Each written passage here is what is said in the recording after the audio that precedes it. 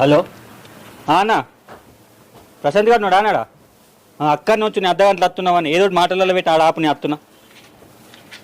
మౌనిక మౌనిక ఏంది నోరేసుకుని వస్తాను.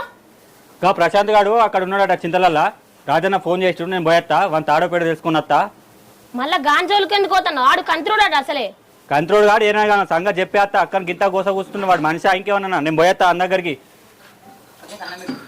అక్కకు అన్నం అండి అన్నం తినిపి అది తింటలేదు 3 రోజులే. మంచిగా చూసుకోద్ది నా ఏమన్నా జరా ప్లీజ్. నేను పోయేస్తా మా సంగతి ఏందో చెప్పుకొని వస్తా నేను. పోయిరాపో. అది చక్కరిది దాన్ని ఇంట్లో పెట్టుకొని దానికి అన్నాలు సున్నాలు అన్ని పెట్టుకుంటూ ఉండాలి. బా ఈ రజని ఎన్ని చేసినా ఇబ్బంది పెడుతుంది నన్ను. ఊరు మొత్తం తెలిసినా కూడా దాని మొగని ఇచ్చిపెట్టట్లేదు.